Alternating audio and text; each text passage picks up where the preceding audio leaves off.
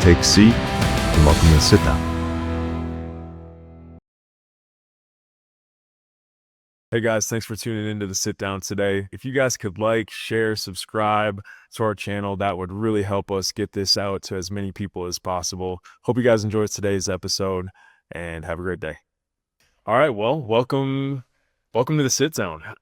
This will be episode 4, and we are honored to have a big time guest on for our first guest coming on to sit down with me.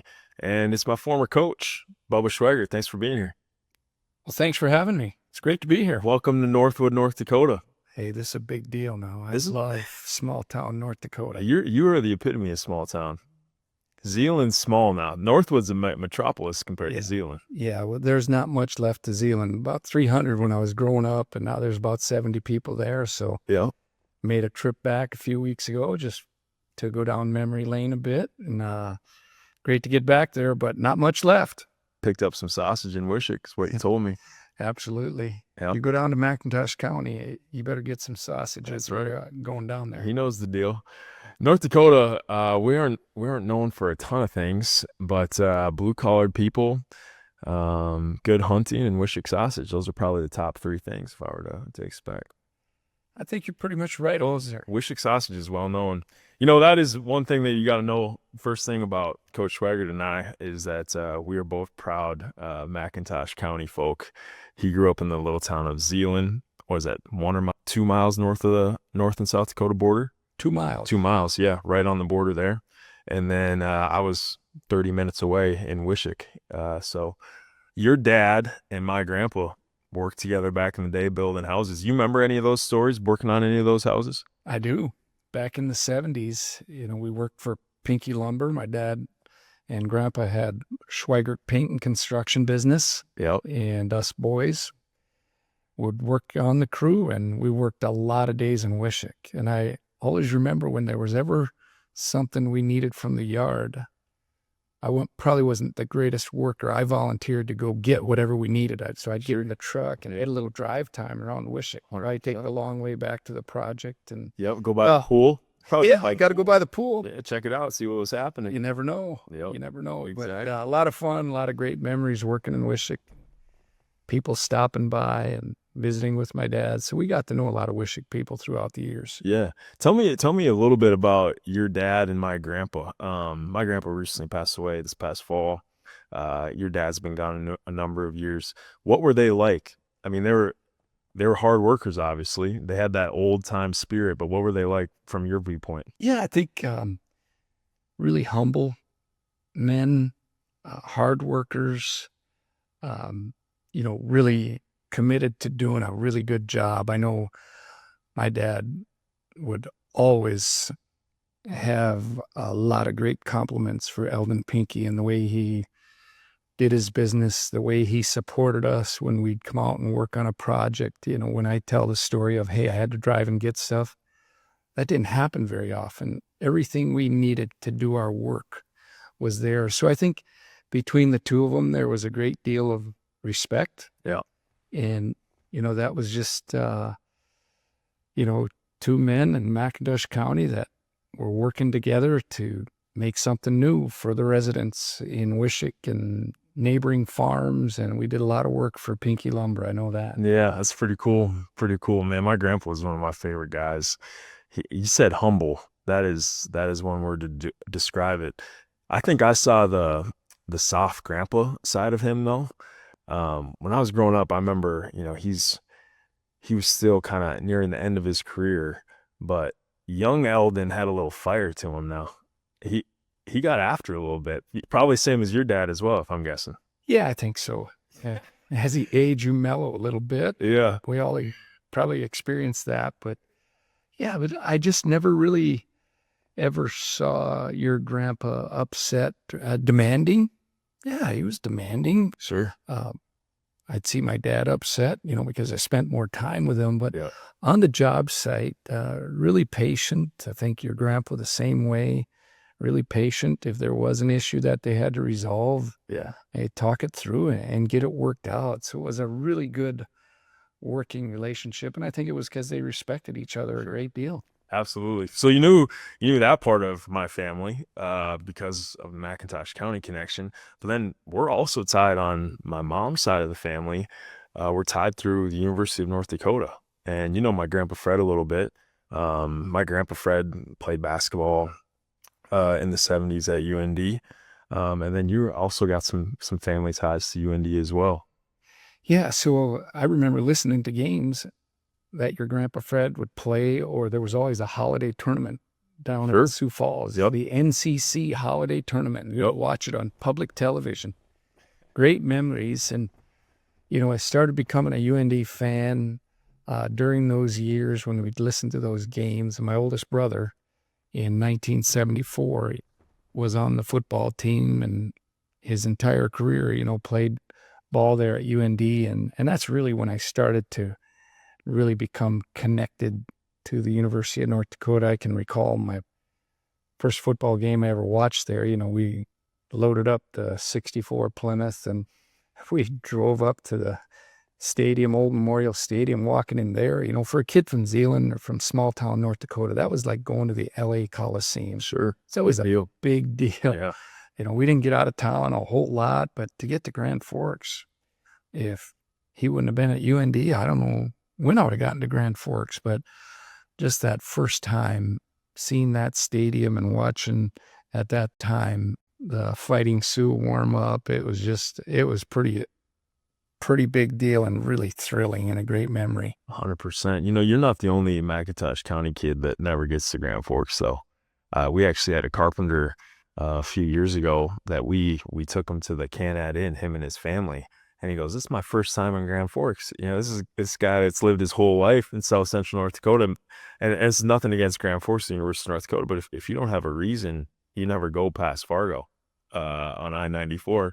And so going to Grand Forks was probably a pretty big deal. I do have a question in regards to, so you grew up a UND fan, but then, we're sitting here with our two videographers who are both Jimmies, and immediately you start talking about dorms and what dorm they're in because you're a Jimmy.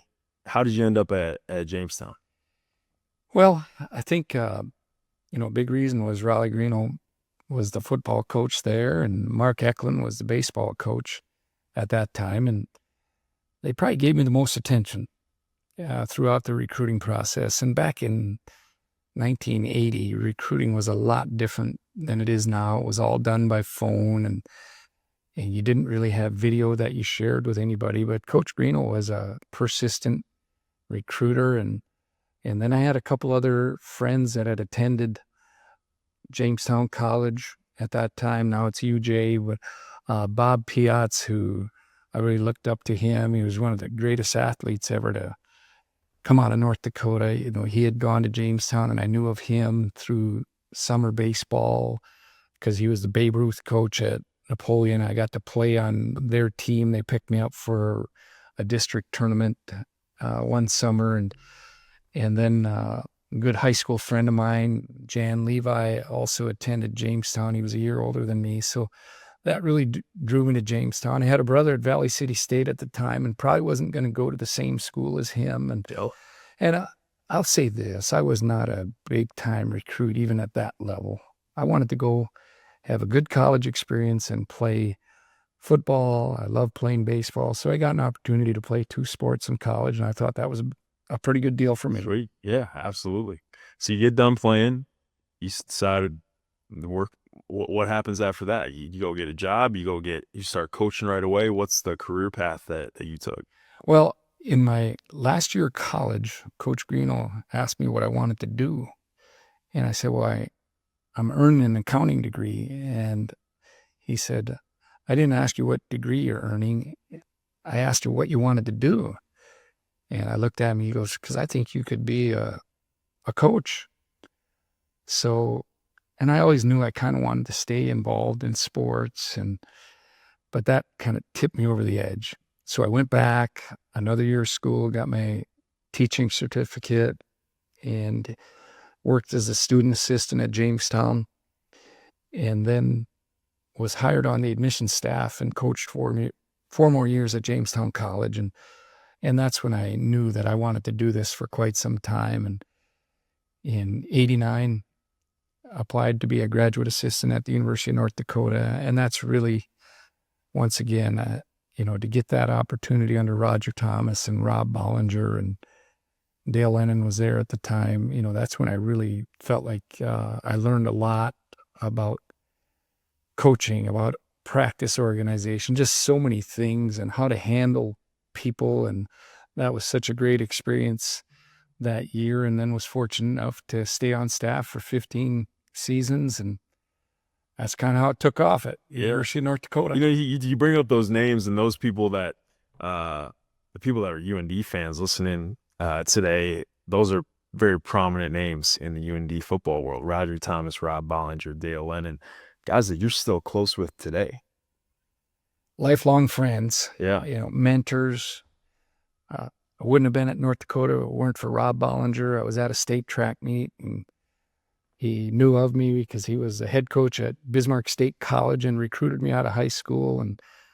And I was sitting at the ground round in Grand Forks, and he just walked across, "Hey, you're in town for the track meet, this and that. You ever think about being a graduate coach?" And that's kind of how it all started. I go, "Yeah, I've thought about it, but I don't really know how to go about it." And he was kind of the guy. He was the guy that stayed in touch and, invited me up for a visit. And I met the staff out at the state Class B basketball tournament. And, we spent some time together, and it felt like a really good fit to me. And I was really fortunate and really excited when I got the opportunity to be a graduate coach. Yeah. So you get the grad spot, and that's in 1989, right? You're there for 14 years. You ascend through the coaching staff. Did you start with DBs?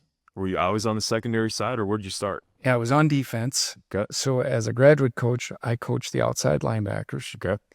And the second year I was there, was named the DB coach. Got it. And it was just timing, right place at the right time. I know we'd interviewed a few outside guys to be the D coordinator, and then Coach Lennon also interviewed, and Roger Thomas made the decision to go with Coach Lennon, and we had a pretty good working relationship. And then I became the defensive back coach, and I remember the final interview that Roger wanted to talk to me about being the DB coach.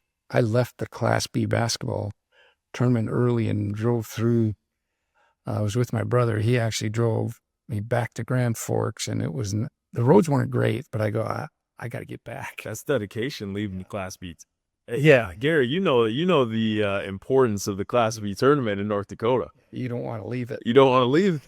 But I had this opportunity, and I don't even know if Coach Thomas knew I was out in Minot at the time, but I'm heading back and really excited to talk to him, and had a good visit with him that afternoon. And I believe it was, on Monday morning when he informed me that I was going to be the next defensive back coach. And That's cool. that was really, really a cool thing to go through with Coach Thomas. Absolutely. So then you become eventually the defensive coordinator. You guys won a national championship in 2001. You go to the University of Minnesota Duluth, Southern Illinois, out in Carbondale. And then let's fast forward, and you come back to the University of North Dakota and get the opportunity to be the head coach. What's that like? Small town kid growing up being a UND fan, and you get the chance to lead UND. Yeah, as I said, when we won that national championship down there in Florence, I remember Ed Schultz came in our booth. He was our play-by-play guy at the time, and he goes, "Hey, this is going to open up opportunities for you. Well, what are you thinking?" And I remember saying to him, "This is my Notre Dame, for a small-town North Dakota guy to get an opportunity to coach at North Dakota." I really felt that way. This is what I wanted to do. Yet, you talked about I left for 10 years, and to get the opportunity to be the head coach, really humbling. Always looked at this head coaching position as serving North Dakota, serving the university, and tried to really keep it in that perspective, and just really felt a responsibility to a lot of people. And, to get that opportunity for 11 seasons, it's is pretty awesome in my mind. I just, how many guys would have loved to do that for one season? I got to do it for 11. So pretty awesome experience. That's good stuff. And that really leads to the beginning of our relationship. And you knew me as a kid because you knew our family. I remember you visited Wishick when I was like in elementary. I don't know. We had just built our house. I don't know if you remember that, but I don't know if you were passing through, probably visiting your mom in Zeeland, if I were guessing, and you stopped by our house getting built. And I remember thinking to myself, like, oh, like he's a college football coach. I had no idea who you were. And it's pretty full circle how our lives have kind of been intertwined. Do you remember that when you stopped by? I do. Probably was looking for a free lunch from Pinky Lumber. I don't. Yeah, maybe that's why picking up sausage. That's probably what you were on wish list for. But I did. I stopped by because I knew your mom and dad. Yeah, and just wanted to say hello. And that's the great thing about this opportunity, just traveling around the state and seeing people that because we're such a small state that so many people. right. And I do remember that day stopping by, just checking in. I know your mom had worked in our department, and we always appreciated her efforts at that time when I was on the coaching staff and had gotten to know your dad some, and I just wanted to stop in and say hello. Yep, that's cool. Fast forward probably 7, 8 years, and I remember I was a FCA leader. We had gotten an FCA huddle started in Wishick, and we were going to do like a fundraising event, and we actually invited Coach Schweigert to come and be a part of that event for Wishick FCA. And I don't know, it worked out. I don't know if you made a trip separately down for that event or if you mixed it into a recruiting event, but you came and were a part of our FCA event, and we packed out the Wishick Legion Hall. And at the end of that event, I was a junior that year. And I remember you told my mom that we couldn't take any pictures together because we didn't want to break any NCAA recruiting violations. And, we were just naive from Wishick. Like, wait a minute, Hunter's going to get recruited? That was a big deal. We had no idea. And that was like, oh, like maybe this could be an opportunity. Do you remember anything about that event, how that worked out? Yeah, it was a fun event. I remember going back to Zeeland. I actually stayed in Zeeland. Okay. Got my mom up to the event. I was hoping we'd have somebody there. Sure. We had a couple people there. Yeah, it was a good event. And part of the reason it was packed is because you drove around picking up your high school buddies to make sure That's right. that they came to this event. But we had a friend from Linton, and Linton High School coach came over, and, and I had not really done many speaking engagements to FCA at that time, although the Eb Nelson, had approached me when I got the head job at North Dakota. So we were really trying to get our program involved in Fellowship of Christian Athletes, and Ev did a great job of encouraging me to do that. And so this was one of the first times, and I remember the talk was going to be a little bit different, but I do remember you were really engaged. You were a good listener. And the people, and I remember the superintendent of Wishick Schools, Zimmerman, was there at that time. Oh, yeah. He was retired at that time. He was there, and just a lot of people that I saw. Greg Solway, who was originally from Zeeland and was a businessman in Wishick and had been a former teacher. So it was really a cool experience. And I was nervous, though. Well, how do I address this FCA crowd? But really a fun time coming back to your home area and seeing people and to see that the place was full. It was kind of cool. It was pretty cool. It was like a homecoming for you, in a sense, back to McIntosh County, because you just got the UND job. It couldn't have been too long. No, it wasn't. Before that. It wasn't that long before that. So that was one of my first trips back to the area, and I was the head coach and trying to figure out what this head coaching's all about at this level, and a lot of transition going on, but a lot of fun to get back in the home area. So that was one of the first trips to Wishick. And then you took a couple more trips in the next couple of years as I started getting recruited to play football for you guys. And I remember two trips that you had made to Wishick. One trip was you came and watched me work out one morning, and I remember you had asked what time could work. And I said, well, let's just do it before school at like 6 a.m. And coach, it just so happens that we're recording this podcast on the first day of fall camp as colleges are getting going. And you would always tell us at our time at UND that you couldn't sleep before the first day of fall camp. Well, on this particular day when you were coming to watch me work out, I did not sleep that night. And our workout was at 6 a.m. And I showed up at the school at like 5:15 because I was determined I was not going to let you beat me to the school. And so I remember you walked into the gym and I was ready to go. I think it was about 5:45, usually about 15 minutes early. And I did a workout for you. I lifted, I think, a little bit. I couldn't have been too pretty of a workout because I was a pretty raw, played 9-man football and hadn't really spent much time in the weight room. Do you remember coming at 5:45? Yeah, it was real early. Once stayed down at Zealand, so I got up early and That was just your pit stop to recruit Wishick. got to go see Mom. That's right. Yeah.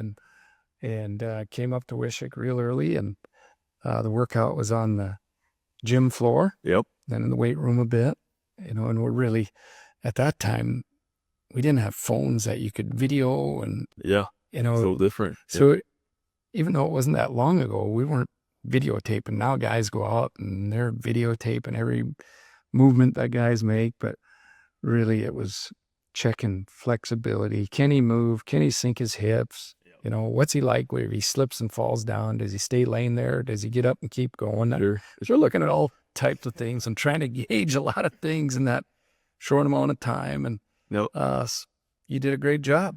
We kept recruiting you. That's right. I must have passed the test. The next trip that you made to Wishick that I remember very clearly was at the end of my senior year. I'd been committed to you guys for probably 8 or 9 months at this point. And it was our senior skip day at Wishick High. I had 18 in my class and there was 4 of us left. And the reason I was there was I had a final that day.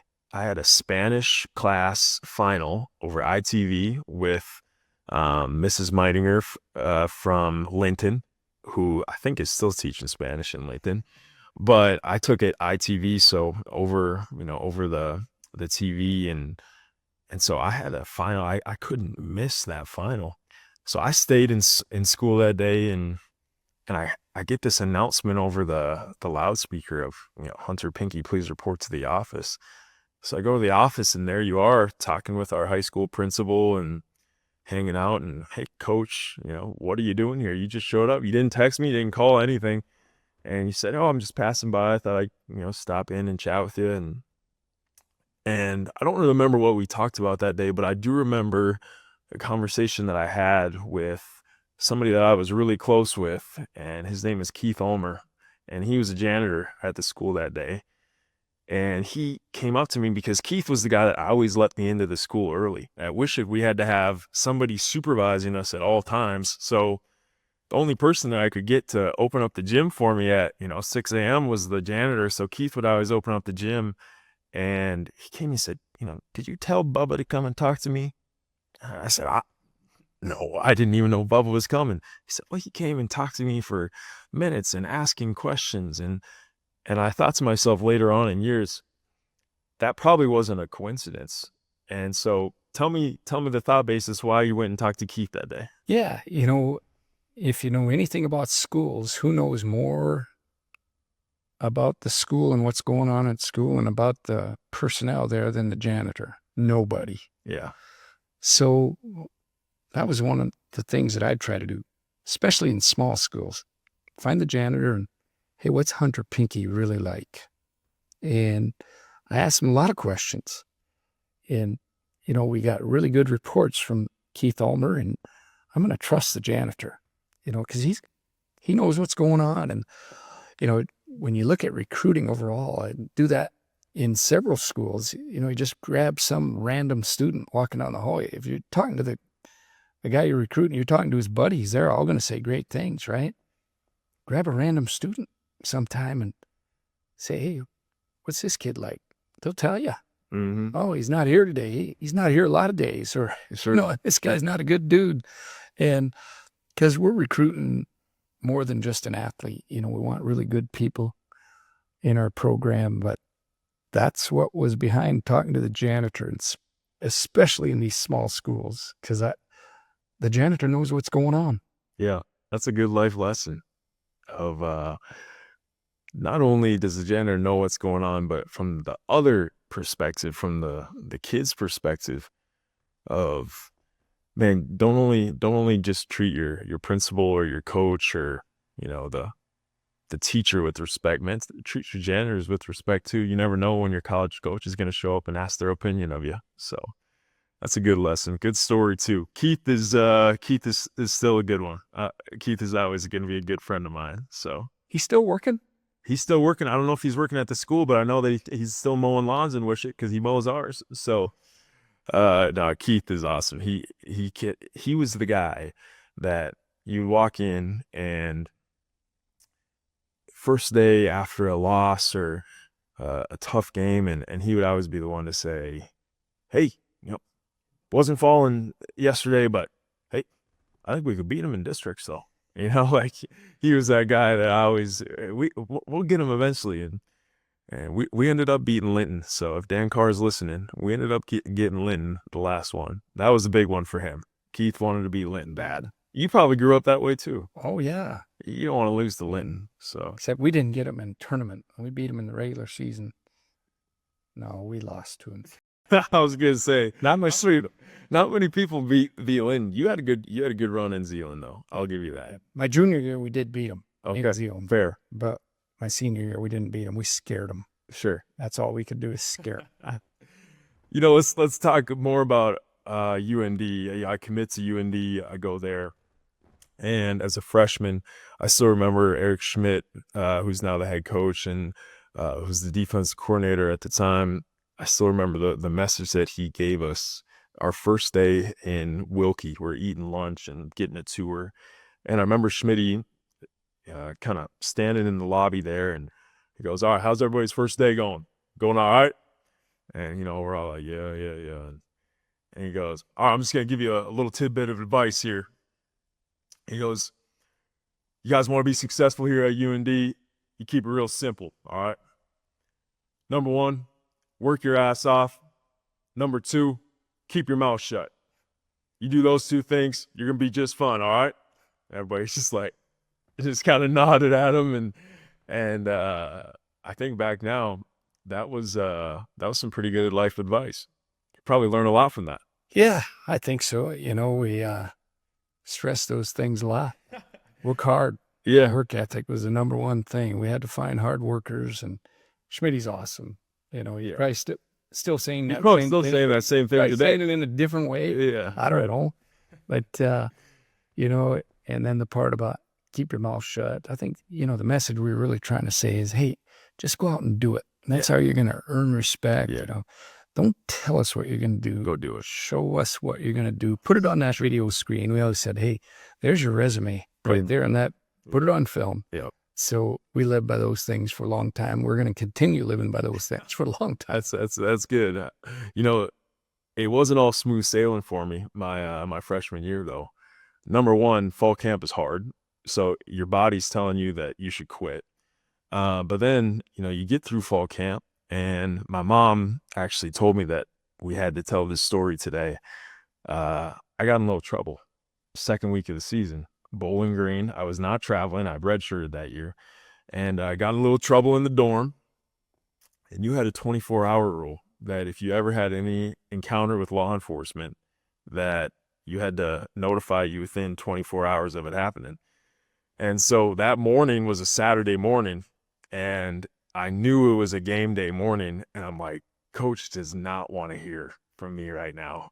But I called you, and I was distraught. The same as you. I grew up a UND family, and this was a dream come true to go play at University of North Dakota, and then here I am messing it up. And so I left you a voicemail, and I'm very glad you told me off air before we got on here that you got a new phone and the voicemail didn't save. You kept that voice That memo. is true. I kept it forever. Oh I my wanted to goodness. play it back to you someday. Thank you. And it's not saved in my phone anymore. It was, oh, you gotta love being on the other side of that call today. At the time, I'm listening to this and I'm going like, are you kidding me? Didn't we cover this? Didn't we cover this on Friday, you guys? Hey, I don't want any phone calls. We're going on the road it's a business trip. Mm-hmm. But you said a lot of the right things on the message. We eventually talked. I said, hey, we'll handle it when we get back home. But yeah, not a good message. Not a good start. Not a good start at all. Yep. But then, we know 18-year-olds are going to make some mistakes. We just don't want them to make the same mistake That's right. over and over. So you live and learn. We got better. Yeah, we did. We did. There's one other story that I wanted to talk to you about playing days at UND, and we had a lot of success while we were there. I mean, we won 2 conference championships while I was at UND my first year, then also my last year. We went to the playoffs 3 times. You can go and look at record books and find those things, but there is one story that you will not find in a box score or game recap, and it was in a game that we got completely outplayed, and it was in Pocatello, Idaho, and we went like I'm laughing because this story gets told in our friend groups frequently, and people impersonate you, which is pretty hysterical as well. But we went to play Idaho State and we got our butts kicked, and Noah Wanzik, who is one of my best friends still to this day, he got cheap shotted on the goal line and he got knocked out. Helmet popped off. The guy was targeting, head hunting, and then he stood over and taunted him. And I'm going to tell you my version of the story, and then I'll let Coach tell you his version. But I'm seeing my best friend just get obliterated on the goal line, Garrett.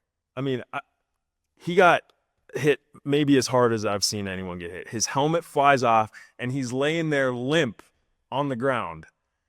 And as me, the football player goes away, and the friend mode comes on of, I'm not going to let this guy hurt my best friend and then punk him after and not anyone stand up to him. So I'm on the sidelines, and I sprint onto the field and go and address this thing. And I might be chirping a little bit of, I'm not going to repeat what I said there, but really I was going on to check on Noah. And so I took a knee next to Noah, and as I'm leaning over him, he kind of opens his eyes and comes to. And we always joke, his first thing that he saw when he opened his eyes was me. I wasn't even on the field for that play, but I remember saying to Noah, hey, how you doing, buddy? And just joking around with him, like, you gonna be all right? And the ref is like, 36, you got to get off the field. Like, it's kind of yelling at me. I was like, hey, all right, I got to get out of here, but just coming here to check on you, and helped him up. And then I jogged off the field. The coaches were not very happy with me. We weren't very happy. No, because, we always talk about, hey, be in control. There's certain people have certain jobs. That's why we have a athletic training staff. They're going to go out and check to make sure he's all right. At the time, they really could have flagged us. Yeah. Now we got a bigger issue. Yep. But I get the friendship part. Yeah. As you were running out there, I was yelling at you. Oh, you were screaming at me. And that's when I'm going like, he's not stopping. He's not stopping. This isn't good. But I get the friendship part and I always respect that. But how about Noah? And I was not happy with that shot that he took. No. I mean, the outcome of the game had already been decided, but it was just not what you want to see in college football. But he actually played after that. Yeah, great. He checked out because we were doing the testing at that time, and tells you what kind of toughness he had. He was really tough. Yeah, it was. To take a shot like that and go back in the game. And but I do remember it, but I got over it too, right? Yeah. I got over You did. You did. We talked in the office the next following Monday or Tuesday, and we talked about it, and then we moved on. And I never did that ever again. So Well, that's good. yeah, there's a common theme here. I might make a mistake, but I won't make it twice. Hopefully, that's the hope. Proud of you. Okay, you go, serious. You be proud of this, coach. The we'll have to throw a picture up on the video aspects. There, he made a catch that game. Noah Wanzik. I mean, we're losing by 20 plus points, getting our butts kicked, and he takes that shot on the goal line, and then he makes this catch, and we'll flash the picture right now. Completely laid out, diving for a catch. We're down by 20 plus points. He's laying his body on the line, and Brock Boltman is standing there. There's a picture. He's got his hands on his head because Noah Wanzik was still competing like it was a game that we could go win. Yeah, pretty special. So, you know, I wanna get to some questions about how you've lived your life and how you've coached. And I think we'll get there. But the reason I started this this podcast was to hopefully inspire people. And I think anybody coming from small town America can listen to your story and be inspired by it. I mean, New Zealand, North Dakota, 300 people, to being the leader of, flagship university in your home state. That's a pretty cool story. But that does not mean that there has not been bumps in the road and hard moments. And, I think one of maybe the tougher moments and things that come to mind when I got hurt, that was not the only hardship that you were going through in that time frame. In December of 2019, when I had my spinal cord injury, you were going through other things in your life. And I was just wondering if you want to touch on that a little bit. Yeah. I think, and I appreciate the kind words, as far as where I ended up, I think a lot of it was opportunity and support. And one of my biggest supporters at the time when I was named the head coach was my oldest brother who had played at UND. And, Lowell was really a special person, not just to our family, but as you talk to other people that he had relationships with, just a whole lot of people. But that week that you talked about, first of all, I had a scheduled hip replacement surgery on Wednesday. On Friday, I'm sitting in the recliner. You do your rehab, whatever you're doing, and Laura, my wife, says, "Hey, you need to call Katie. She'd been trying to get in touch with you." And I'm going like, okay, I have no idea. And she tells me there's been an accident.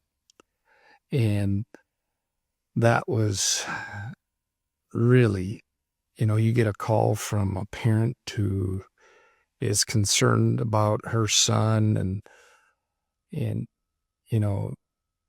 I didn't even know you were planning a ski trip at the time. So when Laura said there's been an accident, I assumed car accident. Sure. So your mom really filled me in a little bit, what's going on. And, they didn't have many answers. But it was tough news that there's been an accident. And, and I will say, a lot of things go through your mind, but you're going to be entering your senior season. I know we had good talks after the season about looking to the future and all those things. So a lot of things go through your mind. And then later I talked to your parents again, and I remember asking your dad, well, is there concern for his life? And I don't know what brought me to that question, but I just needed to know. And he later shared with me that really gave him a sense of calmness, because I don't think that was ever part of the conversation. Right. Yet we knew that there was some concerning news and all that. So we go through this Friday, and I'm just waiting for your parents to get there and find out what's going on. And I can't recall all the details, but I believe you were in surgery and they got there. And then when you came out of surgery, they gave you the news about the severity of your injury. And that was hard, hard news. And, just starting to, hey, where do we go from here? And then for us on our end, we also had the University of North Dakota Athletic Department role in this. How are we going to roll out news of this, and how do we be fair to the family? And so your mother and I had that conversation, and we did. We waited till I think Saturday evening to do that, but I received a message from Lowell that night. What can you share about Hunter? So instead of texting, I called him and said, well, I really can't share anything at this time. And so we hung up, and Saturday afternoon, I'm sitting in the chair again, and I was actually on the phone with my brother from Bismarck, and Laura came running in. She had been outside and said, Bubba, we got to go. I just got a call from Helen. She's been trying to call you, or Casey. It would have been Lowell's son-in-law, that the ambulance came and got him, and he's heading to Altru. So, of course, he can't move real quick. He had hip replacement. We're getting me rolling and trying to get me out. And as we're on the way, we call Casey, and Casey says there's not much good news. And we head over to Altru, and by the time we got to the emergency room, he meets us at the door and informed us that he had passed. So just another, devastating news to deal with again, and just really a hard time. And got home Sunday night, had to call Lowell's friends, call his business partner, and call my brothers and inform them, go down. My mother was in the assisted living home there in Grand Forks. Need to go tell her. So just a hard time. And then you move through this week, and I will share one thing that I'll never forget, that that last conversation dealt with you, and Helen said, just so you know, and Lowell had a pretty strong Christian commitment, and we were really proud of him for turning his life around. He overcame addiction. You're always in recovery, but for 22 years, and we were really proud of him for that. But on his prayer sheet, his last one that he had written is "Pray for Hunter." So really cool to hear that and to share that with you today. I don't know if I ever shared that with you before. Special. I did with your mother. I remember doing that. But in this whole thing, and Mike Berg, who I have a great deal of respect for, he called me and said, hey, how you doing? I said, I'm not doing great at all. I'm just not. And opened myself up to him, and I go, I don't understand it. And Mike said, I want to remind you, the good Lord said, he never said, understand me. He said, trust me.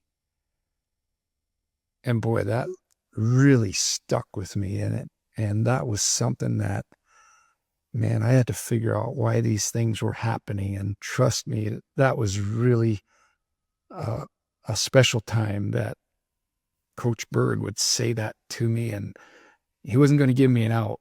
Yeah. Hey, right. if you really believe, trust me. Sure. And that helped me, but that doesn't mean those tough days ended. Right. A lot of tough times, and then moving on and moving through it. But to lose basically my hero, my oldest brother, went to UND and played, did win sprints in the alley with him, because those years, the college players didn't stay in town. They went home and worked on the farm or worked for the construction crew. And I'm in 7th grade. He's a freshman.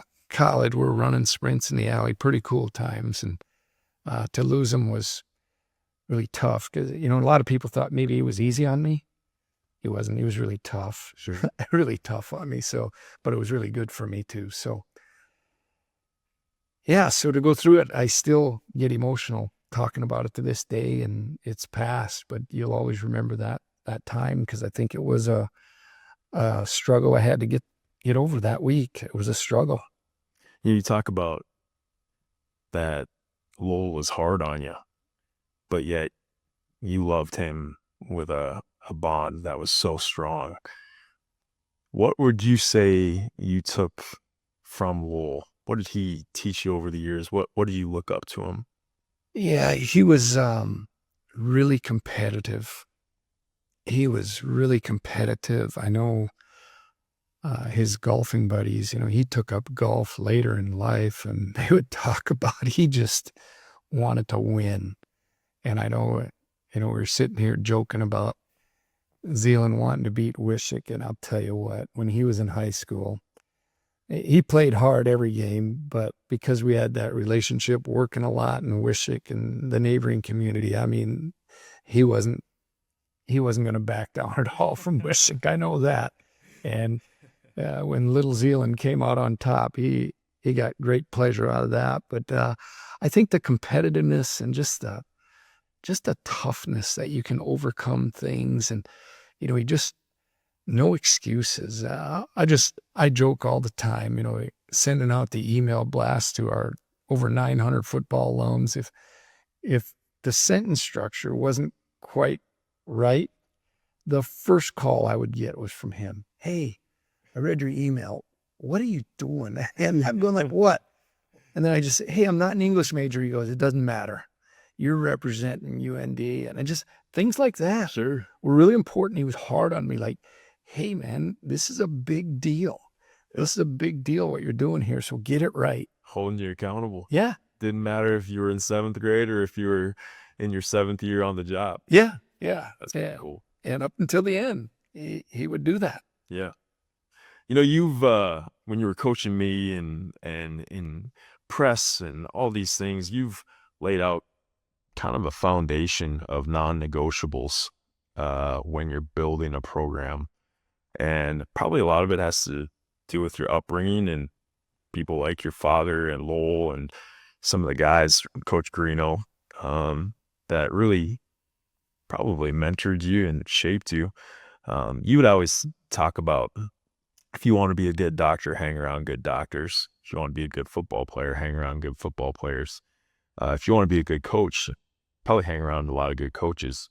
What were some of the things that you've took from Coach Greeno and Coach Lennon and your mentors, Coach Thomas, that you instilled into your teams? Yeah, I think, when we're looking to hire people or invite young men to be a part of our program, I always looked at, hey, the number one thing, you got to have a work ethic. And, there's a lot of hard jobs in America. There really is. But coaching college football is one of them. It takes a lot of hard work. It's long hours. So you better find somebody that knows how to work, appreciates hard work. And that was really one of the things that I always looked for. The second thing was it better be, in this case, it better be a big deal to be a part of UND football. You aren't coming here just to say, hey, I'm going to be here for a short time. Hey, you better buy into this. This is a big deal. When I was named the head coach, I had a lot of people call and felt they wanted to work here, but I just really had to sift through who really, really wants to be here and is it a big deal? And obviously the guys that played here that we invited to be part of the staff, it was a big deal. Other guys, you could tell they wanted an opportunity at a school, a flagship university. So those two things, and then, being a great teammate. Wasn't much interested in hiring guys that, had selfish aspirations. I wanted guys that were going to be selfless and doing it for the good of the program, putting the needs of the program, the needs of other individuals in front of their own needs, that type of thing. And there, there's always going to be a few other characteristics. We talked about the janitor earlier, just observing people, how they treat people when they enter a room. Are they going to treat the guy that maybe can't do anything for them the same as the guy that can do a lot for them? Right. Those types of characteristics you're looking at. And then we needed a commitment from guys that were willing to sacrifice and invest in the program. Positive attitude was always important. I just, to this day, it's just, when we say you want to be a doctor, who do you hang out with? Well, if you want a positive environment, you better hang out with positive people, and you better surround yourself with positive people. And then the last thing, I think we needed self-motivated people.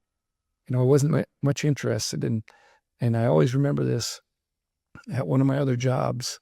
We had a young man. He really wanted to play football, but he didn't want to play college football.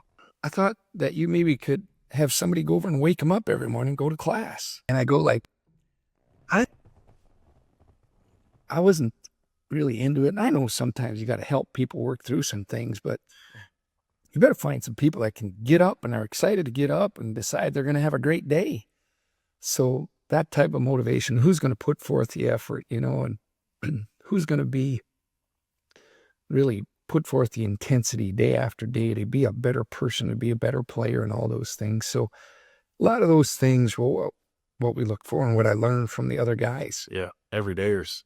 I don't know how many times I heard it over my time at UND. We want to be the same guy every single day and just be an everydayer. And that was instilled to us day by day, every single day. So yeah, that was interesting how that came up on the t-shirt. Yeah. So I got the job, and for spring workouts, winter workouts, they were putting together the t-shirts with North Dakota football in the front, and they go, we usually have something on the back. And when I was called by marketing and strength staff, I said, well, we better put this on there day by day, because that's how it's going to be. It was that kind of quick, just off the top of my head, and we put it on a lot of things throughout the years, and it's really true. You better take it one day at a time, and if you can focus on that, things will work out a lot better. Yeah, it's been amazing to see how that day by day not only just transcended the football team, but then into our personal lives. And I talk about myself and my life, but also guys that I know that I played with. That's just true in life. And when you're talking about recovery from my spinal cord injury, but really just adversity and going through hard times in general, you just take it day by day, focus on the job that you have to get done today. That was a great sport lesson, but it was a great life lesson too. Yeah, I'd agree. You just, because looking too far down the road can really be overwhelming, and feels like an undaunting task. But day by day is really, if you can handle it for 24 hours and then get a good night's sleep and then look at the next 24. Yeah. It works out. So true. It works out. All right. Your time at UND, it's shifting now. Head coaching has come to an end at University of North Dakota. You're taking a new role. What are you most proud about in your time at the University of North Dakota in the football program? Yeah, that's an interesting question. I've always felt like, after you're done with your role and, that role, like every day, it was really important. And there's some things, there were some high times, some low times, definitely some low times. And, I look at how other people are able to judge, and, you leave that to them, and everybody has an opinion. As I look back, I guess a couple things when I took the job and accepted the job and got here and saw the program, you always want to leave it better. And other people can make that decision, whether it's better now than it was 11 years ago. But a couple things that I always felt like we needed to do is bring some real energy back for UND football, play an exciting brand of football, hard-nosed guys that play with great effort. Remember when we talk about, hey, we should look out there and watch us play, and we should never know what the score is. You talk about Noah, making a great diving catch when the result of the game has already been determined. It's not going to be a win for us. Those are things that I was really proud of. If guys would play hard and know that everything has a consequence, keep playing, do your job to the best of your ability. And I really felt we had that type of culture. And then just the improvements within the program, we've come a long way with support, and we're really appreciative of those people that could, donate their treasure, time, talent to us to grow the support. I always felt like, let's make football a bigger deal in Grand Forks. And I think we see that now.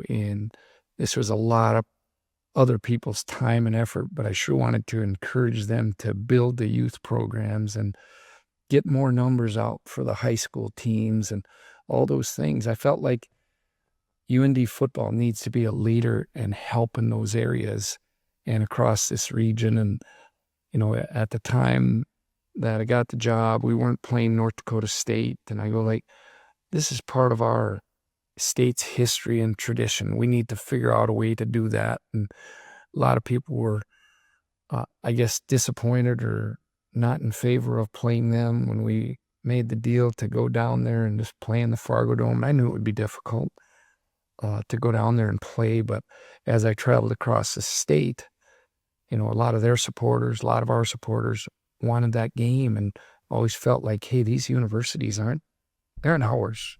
I'm just on borrowed time here. I'm serving the university, so let's get back to some of the things that the people want. And then eventually we got in the same league, so now we're playing every year, which I think is awesome. And but if you really want me to pinpoint something, I probably think, I think we made it really important. UND football is important. Would we like to win more games? Of course, we'd like to win more games, more championships. There's some disappointments in my head coaching tenure, how it ended. Not real happy about that. You can't change a thing. You better be able to let go of that and move on. But those types of things were important. And then also our team, just to be really good community members, really good members of the university. And overall, as a whole, I think we had really good dudes in the program that really contributed a lot to our community, contributed a lot to our university, are going out and doing really well in life. And that's the way I looked at this job. This was bigger than football, and it's always going to be bigger than football. And I think the guys that get these opportunities that don't see that, they're probably missing out on a big reason why coaching is really big deal and really important. Sure. That's a great answer, and how you finished it. I'm a big believer that who you do life with will always be more important than what you do in it. What you do in it is important and it is cool, but the relationships and the people that you get to do life with are really what I think fulfills that life. And you talked about bringing in good guys. My life and the direction and course of my life was shaped by the program that you laid and the guys that you brought in. I could go down the list of my friend list, and many of the top 10 of them are affiliated with UND football. And so that I'm not the only one that can say that. And that's got to be pretty fulfilling from a coach's standpoint, in knowing that you brought in people that not only will be, your teammate for 4 years, but they'll be your friend for the next 40. So thank you from myself, but also all the guys that played under you, for setting that standard of what we're looking for, not only as a football player, but as a person. So I got a couple fun questions. Garrett, you got any questions before we get into some of these more lighthearted ones? I got one. Okay. You touched on it a little bit, about for the outside perspective, people looking in on and judging the program that you built. But what are some other things about being a head coach that fans don't see or understand? I probably think number one, when it comes to the the sport itself. I don't think the everyday fan understands just how much time and effort puts into play calls and the planning. That's so true. It's like there's so many hours, and I say this all the time. I say recruiting and coaching, it'd really be easy if the other guy wasn't trying, but just the planning and, it's a fourth down play that you put together for a key moment or a 2-point play and you have it planned out. And when it works, the fan base is really excited, and so are the coaches. And when it doesn't work, we aren't very excited and we're disappointed. And I think, and I have friends that have been really supportive, and they go, boy, I'm so disappointed after a loss. And I go, you think you're disappointed? What do you think the players and the coaches feel like, all the time and effort they put forth? So I think that's one thing. And then the other thing that they don't see is the sacrifices coaches make to coach. Yeah. You give up a lot. You spend, and I'm not proud of this, but it's part of coaching. I spent more time with other people's kids than I spent with my own a large part of the year. It's just the time demands. So those are the things that when you get done doing it, you're always going to say, it was worth it because you were allowed to do something you love to do, but your family really sacrificed a lot so you could do what you love doing. And those are two things that would stick out to me. Yeah. I once heard a coach say that as a head coach especially, you're either mad or you're not mad. You're never happy as a head coach. Do you think that's true? Yeah, I talked to one of our other staff members. I try to keep in touch with the guys now that we're not together anymore. And I said, how you doing? And he said, you know what? But as I look back, and this is something he said, I really didn't enjoy the wins as much as I should have, because it's hard. It's hard getting winning results, and there's going to be, 50% of the teams win on a weekend and 50% don't. But when you aren't enjoying the wins as much as you should, that's really sad. And then the losses really bother you and you can't let them go. But when you get to a point, the flip side is when you aren't enjoying the wins, because we're always in this corrective and improvement mode. And, like last year, I'll say last year, when we went down to Iowa State, I thought our team played really well. I was so proud of our guys, and I was quiet after that game. And I think it got interpreted that I was upset. I wasn't upset. I was trying to enjoy the performance without looking at the result, because our guys really played well that day. And I thought, especially after getting off to a poor start, in 3 plays, they're in the end zone and there's 65, 70,000 people really on us. And we come back and really battle those guys till the end. Yep. So those types of things, you should enjoy the wins. You really should enjoy them. But, it's in our DNA kind of to always be in this improvement mode and looking to improve. Good answer. Yeah. All right, Coach. I got a couple good ones that I think you might enjoy here. I'm going to just start rattling off names, and I need one word on the first word that comes to mind when you hear that name. So, for instance, you hear the name Hunter Pinky. This is an example. You give one word to describe Hunter Pinky. Okay. All right. Sorry. First word, first name, and then first word. And this needs to be rapid. I don't want anybody I don't want you thinking too hard on this. Just give me your natural reaction, all right? First one, Keaton Studzard. Leader. Brady Oliveira. Tough. John Santiago. Elusive. Yeah, he was elusive, man. He was shifty. Remember that run in Washington? They caught him. I can't believe they caught him, but man, slipping through and jumping over people. John, Yeah, he was something else. Tank Harris. Athletic. Yeah, he was. They couldn't block him at Utah. Remember that? Yeah. They'd have to double him. Yeah. Tank was a good D tackle. Let's keep going. Bo Belquist. Ultra competitive. Hyphenated word. Yeah, ultra. Bo was a quiet guy. Yeah. I mean, I don't really think the press and even fans knew his compete level, but he hated to lose.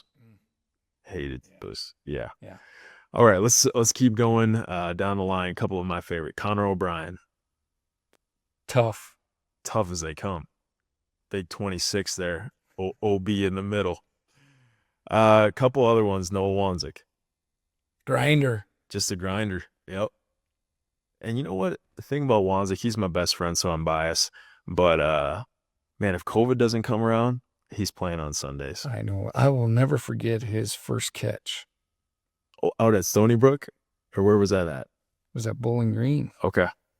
He catches the ball, and they call him out of bounds. This was a first year they could review whatever. And it's in front of our bench. And they review it, and he's in bounds somehow because his catch radius was something else. Yeah. And he caught it, got a foot in bounds. Yeah. He found ways to make catches no one Sure could. All right. Travis O'Neal. Hard-nosed. Hard-nosed linebacker. Yeah. The original 36. Yep. Yeah, there you go. Awesome player. Eric Schmidt. Intelligent. Yeah. From a player and coach standpoint. Yeah. Yeah. Yep. Weston Dressler. Wow. So that's a good. I like it. What he does on the football field is like Yeah, a lot of wow plays. that's awesome. And then we'll go one more for the older generation. I should say older generation, probably just middle age, but Philip Moore. Speed. Yeah, speed kills. Yeah. He could really run, huh? A flat out run. Yeah, I don't think I ever saw him get caught from behind. that's pretty cool. Was he all American? Yeah. Yeah. The reason I know Philip Moore is because he's got a big old banner up in the HBC that I looked at every day in practice, sitting up there on the north end zone. So good stuff. Some UND football guys. Last question I got as far as UND football goes, the best player that you coached. And I know it's a tough question, but then I want to follow up on the player you wish you could coach over and over and over again. Yeah, the best one's really hard. How do you say that? That's the one. That's why I get to ask and you have to answer. Yeah. I want to tell you something. I will tell you, and you know what? I will never forget Keaton Studsrud for this reason. And I'm going to say, that's why I'm going to say he was the best. His freshman year, he's not on a trip. We have 2 quarterbacks healthy. We get 2 quarterbacks hurt. We get back on Sunday night. He is in my office and saying, Coach, if you need me, I'll play. And this is before you could play 4 games without losing the year. He said, I already talked to my dad, and we said when we committed here, we said we'd always do what's best for the team. And at that time, it was best for the team. So he gave up a year eligibility after getting no reps with the starting unit. And I will say that sticks out in my mind is because that's what we wanted from our players and from our team culture. Hey, let's do what's best for the team. And for him to do that, that sticks out in my mind. And to this day, I'm really appreciative of that. And I'll never forget it. That's pretty cool. Keaton, I would say anyone that played with Keaton loved playing with Keaton. He was the guy that earned your respect. Was his first start out at Eastern Washington against Cooper Kupp and those boys? It was a long day. Long day. So his first start was against Eastern Washington, and people remember that because it was a long day. But a lot of people don't remember his last start was also against Eastern Washington. And we had no shot at the playoffs that year. We had been injury riddled. He was beat up, and he had really nothing to play for besides North Dakota on the front of his jersey. And that guy was diving and leading his team, wincing through pain.